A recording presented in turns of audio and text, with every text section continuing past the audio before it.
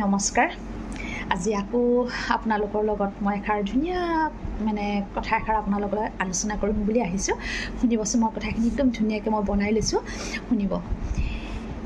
আমি যিবোৰ কথা কওঁ, যিবোৰ কথা আমি উচ্চাৰণ কৰোঁ, সেই কথাবোৰত কি থাকে বাৰু কওকচোন? আমি যে এতিয়া মই হ'লেও কৈ আছোঁ বা প্ৰতিটো কথা আপুনি হ'লেও কয় ন, সেই প্ৰতিটো কথা যদি আমি বাৰ বাৰ উচ্চাৰণ কৰোঁ বা কৈ থাকোঁ ন, সেই শব্দত কি থাকে জানেনে? কৈছে এইখিনি আছিলে ভগৱন্তৰ কথা দেই। ভগৱন্তই চাথ দিয়ে আমাৰ প্ৰতিটো শব্দত দেই, মনত ৰাখিব। মানে আমাক প্ৰতিটো শব্দত ভগৱানে লগ দিয়ে বুলি কৈছে। আমি কেতিয়াবা এই যে কওঁ, মোৰ জীৱনটো বৰ দুখীয়, মোৰ জীৱনটো বহুত অশান্তিৰে ভৰপূৰ, আমি কওঁ ন, বা মোৰ একদম আমুকহে বেমাৰ তমুকহে, আমি কওঁ ন, মনত ৰাখিব। এইবোৰে আছিলে কি কয় জানেনে? এইবোৰ মানে আজি মোৰ শান্তি নাই বা মোৰ এইবোৰ আমুক তমুক যিমান যি কথা কওঁ, মনত ৰাখিব। এই বস্তুবোৰ বোলে কি হয়, ডেইলি আমি যিমান কওঁ, সেই শব্দবোৰ বোলে আমাৰ দুগুণ হৈ বৃদ্ধি হৈ যায়। মানে দুগুণলৈ হেৰি হয়। যেনিবা আপুনি ভাল কথা এটাও কয়, সেই ভাল কথাটো আপুনি যদি কয়, সেই ভাল কথাটো আপোনাৰ সেই দিনটোত আপোনাৰ দুগুণ হৈ বৃদ্ধি হ'ব। আৰু যদি আপুনি বেয়া শব্দ এটাও কয়, সেই বেয়া শব্দটো আপোনাৰ দুগুণ হৈ বৃদ্ধি হ'ব। শুনিব দেই, সাংঘাতিক ধুনীয়া পইণ্ট। সেইকাৰণে এটা কথা ক'ব বিচাৰিছোঁ, যিমানে আপুনি মুখত বেয়া শব্দ ইউজ কৰিব, সাংঘাতিক ধুনীয়া পইণ্ট শুনিব, যিমানে আপুনি মুখত বেয়া শব্দ ইউজ কৰিব, মনত ৰাখিব সেইবোৰ ডেইলি দুগুণ হৈ বৃদ্ধি হৈ যাব।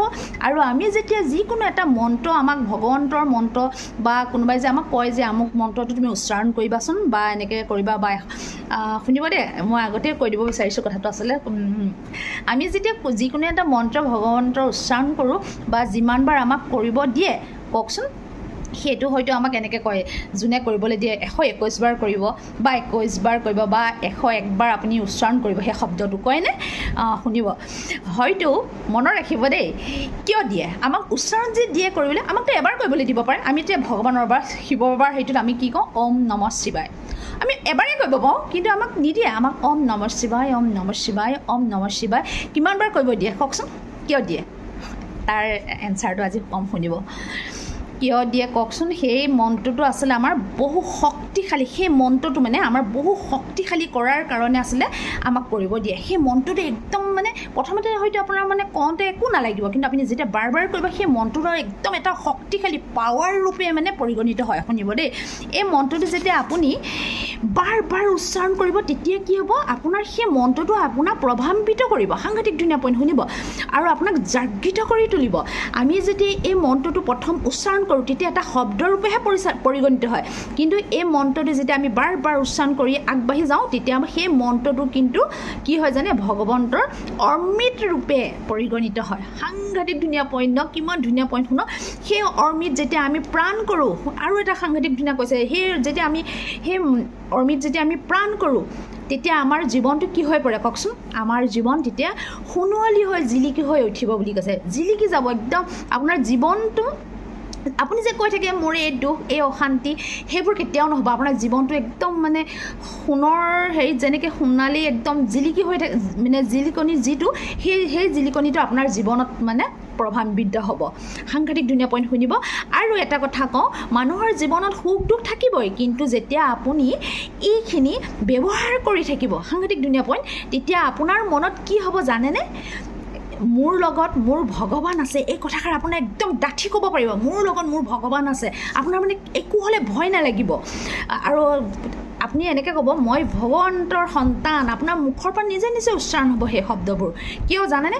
আপুনি যে সেই মন্ত্ৰবোৰ যে উচ্চাৰণ কৰে, সেই মন্ত্ৰবোৰ কি হয়, সেই মন্ত্ৰবোৰ এটা শক্তি, উৰ্জা। সেই শক্তিয়ে আপোনাক কি কৰিব, আপোনাক একদম ষ্ট্ৰং কৰি ৰাখিব, আপোনাক ভিতৰি শক্তিশালী কৰি ৰাখিব, আপোনাক ভিতৰি পবিত্ৰ বনাই ৰাখিব, আপোনাক ভাগ্যৱান ৰূপে পৰিগণিত কৰিব, জানেনে?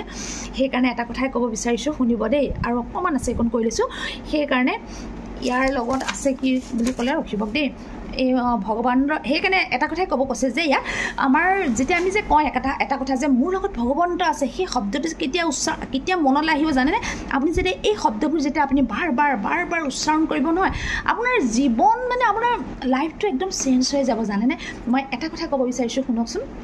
মই যে আপোনালোকক যে ধ্যানৰ কথা কওঁ, ধ্যান যে আমি সদায় কৰিব লাগে, ধ্যান কৰোঁতে কৰোঁতে কৰোঁতে কৰোঁতে এনেকুৱা এটা হৈ যায় নহয়, মোৰ ওচৰত মানে মোক কিবা এটা মোক পাৱাৰ এটাই মোক মানে আগুৰি থাকে।